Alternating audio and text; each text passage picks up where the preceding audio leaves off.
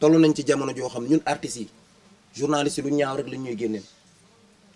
te alors que ñun ñoo yor image Sénégal da nga dem ci yeneen pays de l'Europe de l'Ouest journaliste bu toog day jéem a jaay artiste su réewam pour mu mën a nekk international. may ma non da nga ma poser question bàyyi ma tontu non mais bàyyi ma tontu non may ma tontu wala ñu bàyyi question boobu keneen jël parce que je prends mes responsabilités mes engagements lu am dañuy xool li ko indi lu ko suuxat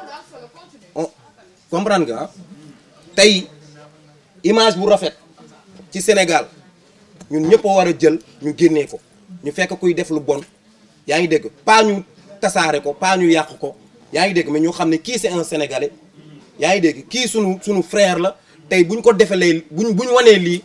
image non seulement du moom la ñu yàq mais image du Sénégal mooy yàq parce que tey mun naa wéet ak journaliste moo wax dara ci Demba Guissé mu ne ma xaaral du yàqamti jaay pour jël dugal ci poosam de daanaka xaaral lii kat rafetul image bi bu ñu ko génnee baaxul ci Sénégal parce que am na yeneen réew yu ñuy xool dañ naan damay seetaan benn vidéo démb maa ngi koy wan Paco mi waa ji ne Côte d'Ivoire premier pays exportateur de xawma café cacao ñee kii mais Sénégal premier pays exportateur de marabout non si mu jékki-jékki ne da ngay toog nga gis ci internet bi ne ñaari marabout ñu escroqué benn féticheur da ngay toog nga gis ci internet bi ñu ne Sénégal kii def na lii lu ñaaw wala mbokk sénégalais filmé na kii def ko lu ñaaw génnee ko kon tey ñun artistes yi da ngay jékki-jékki toog yëguloo tiniloo ñu ne la ñaar ñi concurrence am na seen diggante pour jaay seen journal mais day am ci ñun de mais ma man mun naa exprimer wu parce que on est là mun nañ nekk fii maag yow bu suba ngay wax ma lay tontu mais sama ku nekk sa bàmmeel nga taxaw su ma dee ak sama bàmmeel dafa am loo xam ne dafa jiitu ci Sénégal ñun ñëpp fii lañ ko fekk muy guerre boobu te journaliste mooy loo xam ni dafa war di defar moom ñun buñ ñu xamee yéen la ñun buñ ñu bëggee yéen la ñun buñ ñu nawee rek yéen la billaahi wallaahi animateur journaliste bu Sénégal rafetee ñoom la bu Sénégal ñaawee ñoom la bu Macky baaxee ñoom la bu Macky bonee ñoom la Ablaye Wade keneen ak kenn waxi nopp parce que mu tax yéen a yor communication bi yéen a yor image bi parce que tey sànq ba léegi ñu ngi posé benn question est-ce que yëglu nañoo mag ñi déjà foofu bu ñu yoree beneen xel rek wala mag ñi tamit du ñëpp am intelligence kii fee lay déggee kii fee lay déggee polémique day am lan moo tax ngeen jëw yeneen artistes yi ñëwul polémique day am billaahi wallaahi bu ngeen fi nekkoon kenn rek ñëwoon ñu wax li ñuy wax biir na ma ni bu génnee di leen ko jox yéen ñëpp ngeen dugalaat ko soxlawuloon ñëpp di ñëw kenn rek bu ñëwoon baax na parce que ñun ñëpp on est une famille artistes yi bu fi kenn ñëwee rek baax na parce que ñun ñëpp ñoo bokk benn baat bi problème bi du artiste bi ñëwul du kii ñëwul du problème bi ñun suñu biir problème bi mooy lan la ñuy jox suñu njaboot ñu lekk mooy suñu problème fi mu ne nii jaruñu fi indi beneen problème wala beneen polémique li fi gën rek mooy rafetal ko ñi ciy jot ci parce que ñi ñu war a déglu bu ñu gisee ni ñun suñu biir y a un problème dañ naan dañu régler suñu problème ba pare door a ñëw mais amuñu benn problème on est une famille ñun artistes yi comprendre nga te ci tànk yooyu la ñu nekk di dox pour que luy lépp lu fiy ñaaw ñu rafetal ko du dëgg Demba bi mu ñëwee gis ngeen jàmm ju ñu am Thiat Seck gis ngeen jàmm ju ñu am keneen ak keneen jàmm lañu El Hadj bi mu fi tudd El Hadj Soriba Keita la tudd ma tudd El Hadj Soriba Kouyaté ñu tuddee ñu sunu magu pap musique mooy loo xam ne ku nekk na nga am njaboot kenn amul jot mais bu ñu gisantee on est benn la ñu waaw mais encore une fois journaliste yi ma leen di ñaan ngir jëmmi Seydina Mouhamed maa ngi koy ñaan ci sama xol image du Sénégal la ñu yor bu ñu fekkee Soriba sax mu juum nañ ko rafetal Demba mu juum nañ ko rafetal parce que du ñun rek de mais am na ñu leen tiim ñoo xam yeneen dëkk yoo xam ne ñu tiim te pour ñu jaay ñu yéen rek ñu mën a jaay voilà loolu la woon. non s'il vous plaît. waaw s'il vous plaît. waaw léegi. waaw attends s'il vous plaît may leen ma je pense que aujourd'hui waaw mais ñu déglu non on va venir sur les questions on va venir sur les questions on va venir sur les questions. On revient au sujet, s'il vous plaît. Mooy conférence de presse pour que soirée amaat. Dañu ñëw foofu. Non. Objectif bi tey mooy pour que ñoom ñu mën a jouer la soirée. Donc nañu dem foofu. On va régler ça après. Mais s'il vous plaît. Alors, est-ce que bu gis nga bu ñu mayee rek bu wax ñu benn wax bu gàtt rek la ñuy wax après ñu bàyyi la ngeen yegg. On continue dans le sens C'est ça. Aujourd'hui, exactement. C'est-à-dire aujourd'hui, on a fait un appel à un point de presse. Point de presse bi wax nañ depuis le départ yéen yaa leen moo wax ne moom nañu camper débat bi pour que ñu mun a développer. Je pense qu'aujourd'hui dès qu'on sort même si que artiste lépp artiste la dès qu'on sort du sujet dafay compliqué te aussi warul yàgg kenn ku ci nekk tey di nga dem traiter sa information rapidement pour dugal ko c'est ça moom mooy efficacité aussi. il faut ngeen joxe parole parce que waaw mais xam nga man aussi dama nekk man ñi ma xam professionnellement ñi ma xam man bëgguma di xëccoo ak nit juste comme ça bu dee damay waxtaan ak nit rek damay bëgg ñu coordonner benn affaire moo am mooy on a une difficulté bu ñuy partager na ku nekk jël parole ñu dóor ko ñu yeggali maximum 10 minutes 15 minutes ñu dóor li ñuy dóor léegi benn question moo amoon nañ bàyyi kay mu poser question bi mais on reste sur le sujet et après on termine parce que kenn ku ci nekk gis nga boo leen xoolee information yi ngeen gën a bëgg am ngeen ko ñu def question bi ñu jël ñu dem.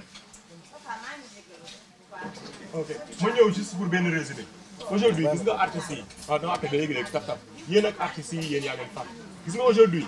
vous incompréhension day am mais vous vous retrouvez toujours li mu leen wax moo nekk on a toujours été depuis la nuit des temps depuis avant même presse écrite di am la presse avant la presse en ligne di am la presse écrite a toujours été là-bas on a toujours travaillé ensemble dans les dossiers même d'artistes le dossier de presse fait partie du dossier le plus important ñun on est des managers professionnels quand je dis professionnel mooy loolu lañ dem jàngi ñi bisiwaat et on l'a fait depuis 26 ans aujourd'hui fi ñu toll nii donc xam nañ lan mooy presse ñun du lu ñuy dute kii xam na la mooy presse incompréhension bi muy wax nii peut-être c'est il a relayé des faits yoo xam ne ça n'a rien à voir ak li ñuy wax mais il a amené juste benn c'était pour dire que aujourd'hui moom mu fi nekk moom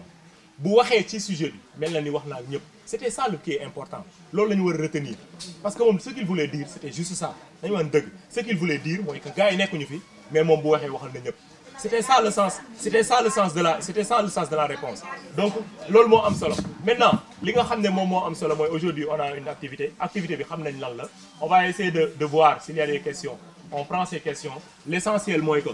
ñoom ils se sont regroupés avant ça waxtaan nañ ko plusieurs fois peut-être tey ñenn ñi nekkuñu fi mais ils ont parlé pour tout le monde li am solo mooy aujourd'hui ñoom ñëpp ñu ngi fi ci lan affaire nan la ñuy def ba activités yi ñu reprendre c'est ça qui est important. après bu ñu ko reprendre bon ngeen baal ma xam naa ni bon peut-être déggante wuñu maa ngi jéggalu ñëpp grand maa ngi lay jéggalu bu baax parce que yaakaar naa déggu leen fi ma waxee dama poser question ne ko yaakaar naa ne caat tontu na ci sànq parce que ñun ñëpp benn lañ boo ko xoolee journaliste yëpp benn lañ boo ci wokkee kenn wokk nga ñëpp dama ne journaliste moo yor image yu Sénégal dama ne tey bu ma tëjoon ak moom ma wax ci Tapha mii lu ñaaw war na maa mën a jubbanti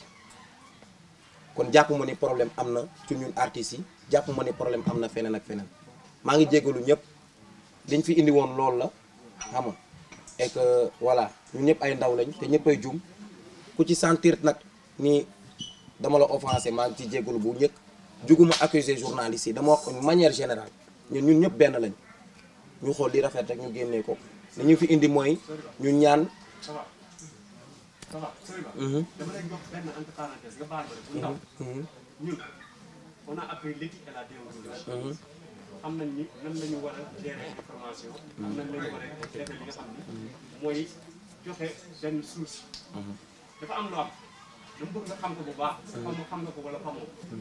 mooy gis nga yëpp seen polémique yi am yëpp journaliste n'a rien à voir dedans il faut ça soit clair entre vos fans il faut que loolu ngeen xam ko tey fan su Soriba dañuy ñëw ni ko yaa gën a aay Thiat Seck yaa fi nekk yaa kii ñoom ñooy polémiquer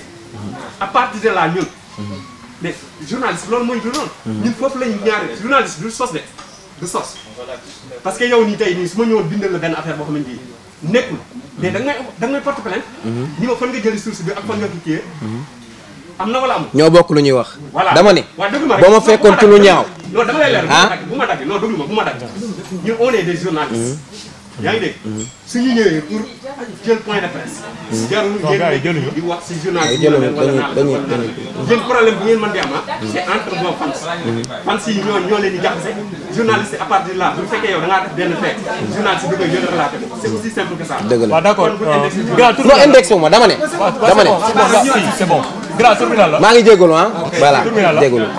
El Hadj waaw d'accord léegi El Hadj on fait un résumé rapidement ñu tëj sur la minute là on essaie ñu tëj ko après on avance on kii je pense que vous êtes compris incompréhension bi souligné ngeen ko on avance à la fin parce que il faut que ñu terminer dem kii on prend la dernière question ici bu amaatee beneen question ñu jël ko mais on prend la dernière question ici da nga am question Malick donc on prend les deux questions après ñu terminer on prend les deux questions ñu terminer.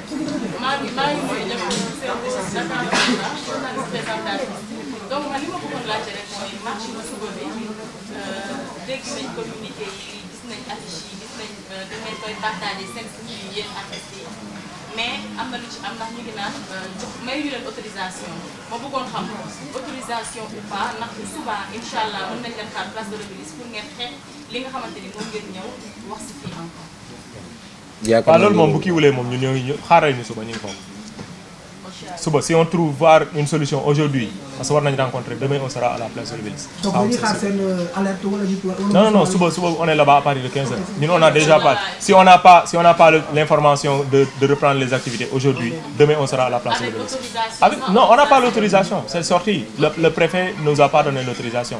Donc si on n'a pas le truc on sera là-bas à la place de l'Obélisque ça c'est clair on l'a déjà dit depuis ça quand tu suis un peu c'est déjà publié et on l'a dit.